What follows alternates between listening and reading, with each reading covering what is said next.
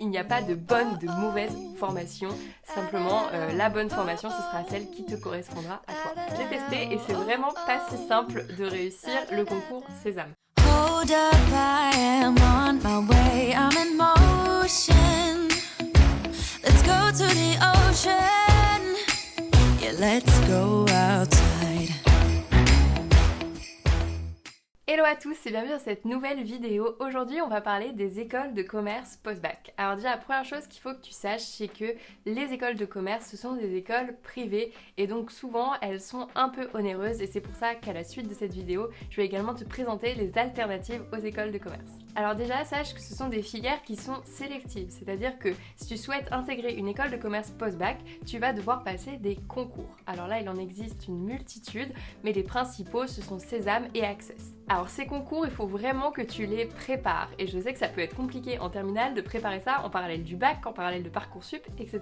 Mais vraiment c'est hyper important si tu veux mettre toutes les chances de ton côté, ces concours il faut que tu les prépares et par exemple pour préparer le concours Sésame, je te recommande d'aller installer l'application associée. Il existe une application faite par le concours Sésame. J'ai testé et c'est vraiment pas si simple de réussir le concours Sésame. Donc vraiment retiens ça, les concours post-bac d'école de commerce se préparent. Et tu verras que la plupart de ces concours sont au format QCM, donc tu verras c'est exactement comme si tu te préparais pour le code de la route on va dire. Et lorsque tu t'inscriras sur Parcoursup, tu recevras de toute façon une brochure avec l'ensemble des questions les plus pertinentes des concours justement pour t'aider également à te préparer. L'avantage des écoles de commerce post-bac, c'est justement d'éviter tout le stress causé par les 2 ans de prépa et les concours à l'issue de ces 2 années. Et évidemment c'est également que c'est bien plus axé sur la pratique, donc en prépa tu n'as pas de stage, alors qu'en école de commerce post-bac, dès les 2 premières années, tu auras des stages. D'ailleurs, ce n'est pas parce que tu es un bon élève que tu dois forcément passer par la case prépa. C'est souvent le cliché qu'on a, parce qu'on est bon, il faut qu'on aille en prépa si on souhaite intégrer une école de commerce, à part si tu vises une école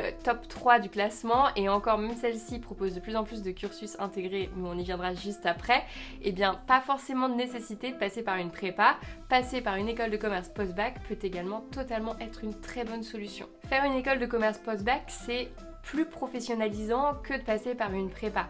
Et justement, se dire qu'on ne peut pas faire une école de commerce parce que c'est trop dur, en fait ça n'a pas de sens parce que ce sont des matières totalement nouvelles que tu vas faire et donc ce sera pas du tout comme au lycée, ce sera très différent avec beaucoup de stages, beaucoup de pratiques et donc en fait c'est pas parce que au lycée tu avais peut-être des difficultés justement parce que c'était trop théorique, ça c'est à toi de voir si c'est vraiment ça qui te manque, la pratique, et bien justement l'école de commerce post-bac sera peut-être très bien adaptée à ton profil. En école de commerce post-bac, on t'apprend que la valeur de ton diplôme, elle reposera avant tout sur les stages que tu vas réussir à obtenir, sur les expériences à l'étranger que tu vas potentiellement réaliser et également sur le réseau que tu vas parvenir à te créer.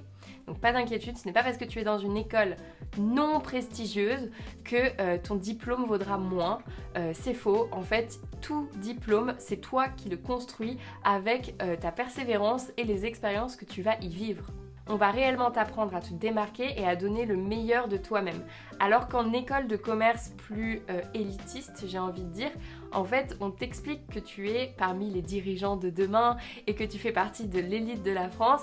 Et souvent, par expérience, j'ai des amis qui ont suivi ces écoles top 3 et qui disent que quand ils ont dû trouver leur premier stage, ça a été la douche froide parce qu'ils se sont clairement rendus compte que justement, non, c'était pas forcément le cas et que eux aussi avaient leurs preuves à faire et que c'était pas simplement le nom de leur école qui allait leur donner de la valeur. Dans les écoles de commerce, il y a également les associations et ça va vraiment être top pour justement t'apprendre à faire des projets qui te tiennent à cœur par toi-même. Tu vas te retrouver entouré de personnes dans ces associations qui partagent des mêmes intérêts que toi, donc par exemple ça peut être le BDE, donc le bureau des élèves ou le bureau des sports ou même une association de voile ou que sais-je, et ces associations-là, en fait, tu vas devoir par exemple mettre en place des projets pour lesquels tu devras aller chercher des partenaires, des sponsors et donc tu devras faire des plaquettes de communication, tu devras aller pitcher ton projet et ça en vrai c'est essentiel d'apprendre à faire ça dès l'école pour la suite de ta carrière, pour tes débuts professionnels finalement. Le piège des écoles de commerce post-bac, c'est qu'il y a énormément de soirées et quand on a 18 ans, on est quand même assez influençable, moi-même je l'étais, et on peut vite se laisser entraîner dans cette spirale des soirées et délaisser un peu les cours. Donc vraiment aie conscience de ça, concentre-toi sur les cours, c'est bien de tout faire parce qu'au final même les soirées ça fait partie de l'expérience, que ce soit les soirées, les associations ou les cours, il faut que tu arrives à trouver un équilibre et que tu parviennes à t'entourer des personnes qui cherchent également cet équilibre dès le début parce que l'environnement dans lequel tu vas évoluer va également influer sur ton comportement. Donc si tu t'entoures uniquement des personnes qui font que la fête, bah oui, tu vas avoir tendance à ne vouloir faire que la fête. Sache également que du fait du prix de ces écoles de commerce, qui sont entre 7 000 et 10 000 euros l'année, voire plus, ça dépend des écoles, et bien en fait tes parents payent pour ça, donc ça a quand même de la valeur, donc rien que pour eux s'il te plaît, essaye de travailler un minimum, et en plus quoi qu'il arrive, sache que dans ces écoles-là, souvent, tous les mois, tes parents vont recevoir un compte-rendu de tes présences, parce que tu vas devoir émarger en cours, mais également de tes notes et de ton comportement en classe. Donc en fait, tu vas quand même être suivi, et tes parents auront un compte-rendu de ce suivi. Donc aie conscience de ça, tu ne peux pas faire n'importe quoi en école de commerce. Autre piège des écoles de commerce, j'ai envie de dire, c'est quand même que certaines sont des machines à fric, hein, faut pas avoir peur de le dire, et certaines coûtent très cher et n'ont pas tant de valeur que ça. Donc ce que je t'invite à faire, c'est de te renseigner sur les accréditations, donc ça il en existe vraiment de nombreuses. Je te mettrai un lien en barre d'infos de toutes les accréditations qui existent pour les écoles de commerce pour que tu arrives à t'y retrouver et que tu parviennes à sélectionner une école qui est réellement reconnue à la fois par l'État et par la conférence des grandes écoles et par les entreprises. Mais alors, existe-t-il des alternatives aux écoles de commerce? Eh bien, la réponse, c'est un grand oui. Par exemple, premièrement, il existe les IAE. Alors, les IAE, en fait, c'est une faculté d'économie-gestion qui te propose de réaliser des cours très similaires à ceux donnés en école de commerce, mais à la fac. Alors, il faut savoir que c'est une filière qui est extrêmement sélective. Sache que sur Parcoursup, sur 5 personnes qui postulent à ce cursus, seulement une personne est prise. Donc clairement, c'est très sélectif, mais c'est aussi très peu cher, et c'est pour ça que c'est sélectif. C'est une école qui coûte entre 100 et 200 euros l'année, parce que c'est la fac, donc j'ai envie de dire c'est quasiment gratuit. Et donc clairement, c'est un cursus qui est vraiment très qualitatif. Je trouve que les IAE, c'est vraiment très sous-coté. Pour ma part, par exemple, j'ai suivi un double diplôme à l'IAE en master, et vraiment la qualité des cours était incroyable, les conférences étaient incroyables. Ils faisaient venir des professionnels qui avaient réellement travaillé dans des entreprises pour nous parler de différentes thématiques, que ce soit du marketing, de la communication, du droit du travail, de la comptabilité, même si c'était pas forcément ma tasse de thé. Et donc en fait, vraiment, tu vas avoir des gens spécialistes du milieu qui connaissent le monde du travail et qui vont vraiment pouvoir t'en parler.